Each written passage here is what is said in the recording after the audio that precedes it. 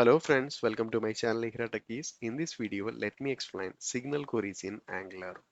So this feature actually introduced in Angular 18 as the developer preview. Now in Angular 19, it is the stabled one. Okay. So in our Angular, already we had this view child, view children, content child, and content children for selecting any of the DOM element. Okay. For the replacement of the existing option, we can use these signal queries. So if you're looking for the difference, these signal queries will return our responses signal. Since it is the signal, we can use the signals inbuilt functions such as computed and the FIs. Okay. So in this video, I am just focusing on this view child and view children. Maybe I will do the separate video for this content child and content children. Okay. So the topic point of view, first let me start from this normal at view child and view children. We can do an example. Then we can convert this into signals. Okay. For doing the conversion, we have two options. The one is the manual update. It is just like we have to do the same example from the scratch using this signal declaration. And the second one is using migration scoring. So that means if you already have some implementation with this view child and view children, by executing this migration query, it will convert everything into signal format. Okay. So now we can start the implementation. I have created one Angular 19 application and the component we can use this app component. Currently, I just included one input control. Okay. So if you look at the browser, you can see. So now we can access the same input control from our component side using at view child. Okay. After that, we can convert this into signal. So now if you look at here you can see this view child, and in this bottom also you can see another view child. So if you look at the difference, the first letter it is small and another one is caps. Okay, both are from Angular/core only. So the first letter is capital means it's our normal view child. Okay, so if it is small letter, then it is query signal. Okay, so first we can choose this capital one, and here we need to use our selector. So what I'm going to do in our HTML side, in this input control, I'm including one template reference variable, okay, and providing the name as name. Okay. Next, in our component side, we can use the same template reference variable, name element, and finally the data type, element reference. Okay. So since we not provided any default value, we can use this exclamatory symbol. Okay. So the next thing is we can change the property of this control. So let me implement on hook after we went. Because after executing this hook only, these objects are available. Okay. So anyway, this declaration we can keep it in the top. Okay. And here I'm including one console.log name element. Okay.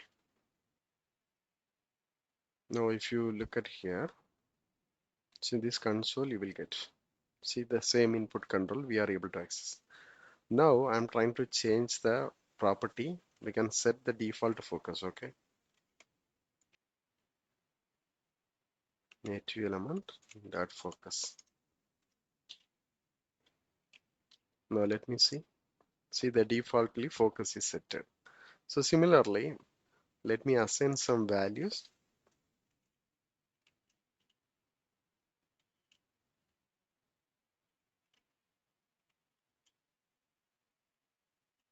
I just provided 200.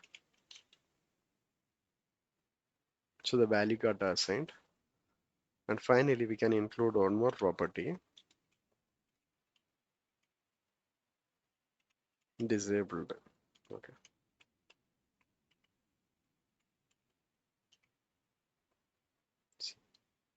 So now we are unable to change the value because it's got disabled. Okay. Okay, this is the way we can manage all the properties in any of the control. Okay. So next, instead of the normal HTML control, we can use one of the component, create one new component. Okay. I can provide the name as child. Okay, the component is created. So next in this component side, I'm having one variable title. So the default value I'm just providing child component. So the same value we can bind in the HTML side. Okay.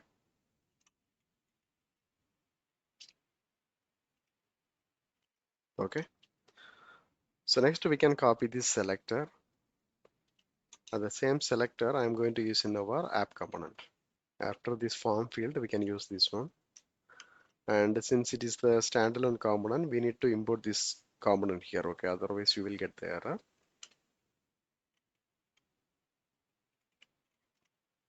Child component. Okay. Okay, see, we can see this text child component.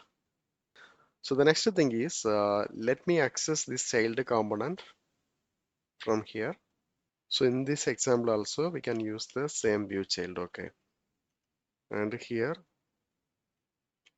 it is the child component. Okay. And the object name I just provided child, and our type is child component. Why I'm getting the error? Okay. So the reason is it's supposed to be capital child. Okay. So now, so let me access this component in our ng after event child. We can change this title, just child. Okay. See, it is changed. So let me show you. So before changing this one, it is saying child component.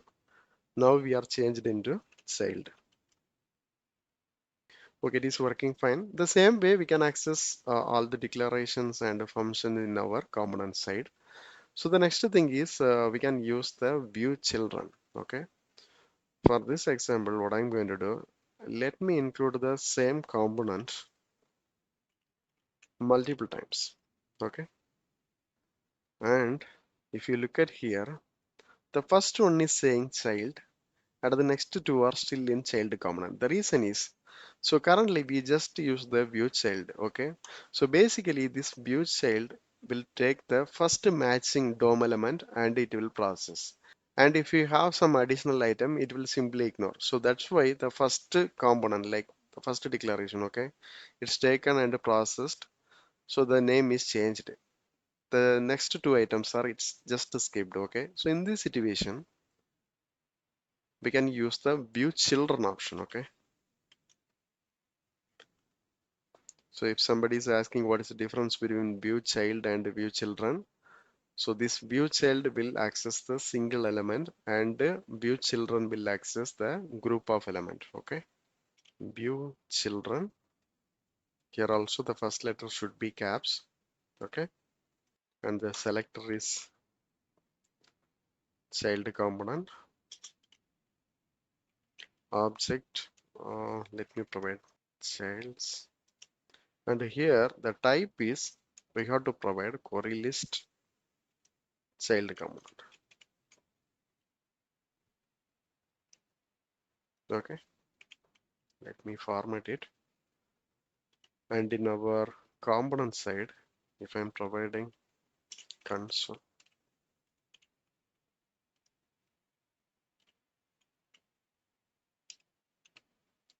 you can see in this console. Okay, here we can see our query list. At the same time, we are seeing one error. It's saying the initial value is true, then it is changed into false. Okay, so the reason is we need to enable the change detection. Okay, let me include the constructor and change detector of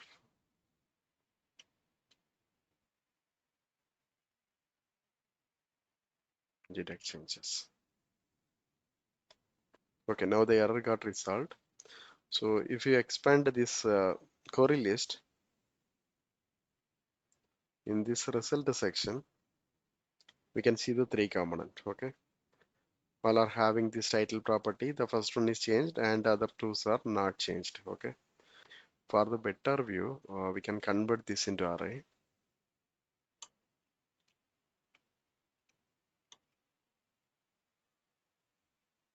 Okay, we can access like this. Okay. Okay. The next thing is let me change the title for these two components also. Okay. For the implementation point of view, first I'm commanding this console, and then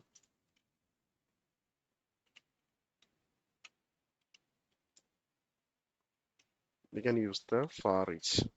Okay. Here we will get our component. Okay. And in this title,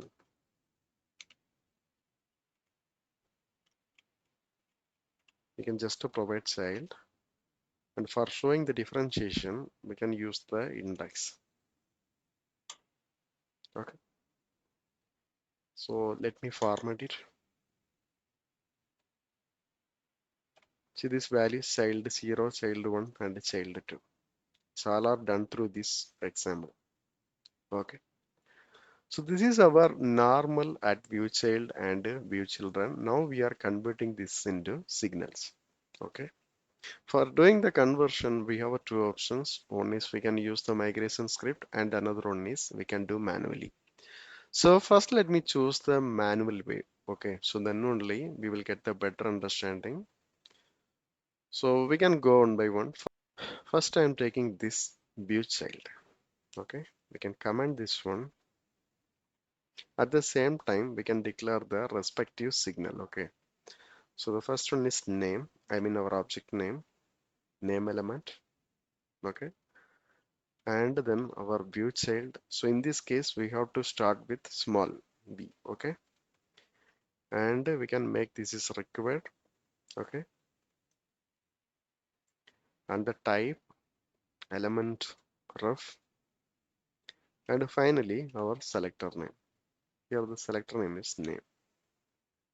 Okay, next for accessing this element, we have a small change. We can comment everything. Okay,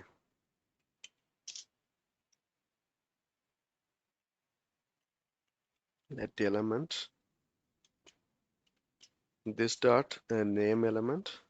So this is actually signal. Okay, so for getting the actual object, we need to use this function, right? And in the next line onwards, we can use these properties. Dot focus. See now, so the focus is working, and then we can set the value.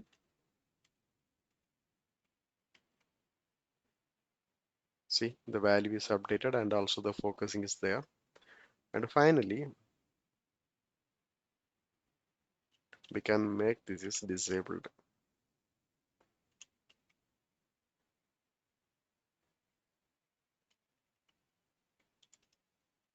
Okay, it's in disabled mode. Okay. Anyway, this commanded part we can use for the reference purpose. Okay. And then we can take the next example. Let me comment them. So we can follow the same way. Okay. First thing is we need to take this object name and the syntax view child, and we can make this is required, and then type we can use this child component. Okay, and finally our selector, that also the child component. Okay, so next in this implementation time, I can comment this one child title child. So now if you look at here, okay, due to the next level of changes, it's not showing. I just commented again. See now, it's changed into child. The only difference is it is the signal, so we have used the function. Okay, and finally this view children. So let me comment this one also. It's very simple. The steps are same only. Again, we have to use the object name and our syntax keyword view children. It's small v only, okay? View children. And here there is no required option. Directly we have to give the type. That's it. Okay. No need to mention this core list and everything. Next, while accessing time, we can copy the same one. Okay. So since it is the signal, we have to use the function. And also we can remove this array. Okay. And other things it will work. You know. Okay, this is working fine. So now we completely migrated from normal view child and view children into signal query variables. Okay. So the same conversion we can do using the migration script also. So let me show you how to do that. So what I'm going to do, let me command everything. And here also we can command everything. And here, finally this section also. Okay. So why I'm commanding all this means I'm just keeping for the future reference. Okay. And we can make as it is in the earlier time. Okay. Normal view child. So in this case, we can keep this one.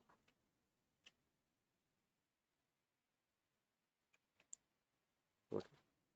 For accessing the component, we can keep this one. And then this. Okay. Here we just reverted what are the changes we done for converting this into signals, and we are just keeping the existing one. So next I am executing this migration query. We can open one new terminal. Maybe we can use the same. That's fine.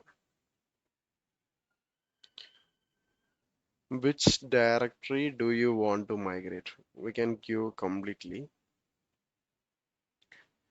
And then it's asking, do you want to migrate as much as possible, even if it may break your build? So there is a chance for getting the error also, but we can give yes, no problem. We can resolve.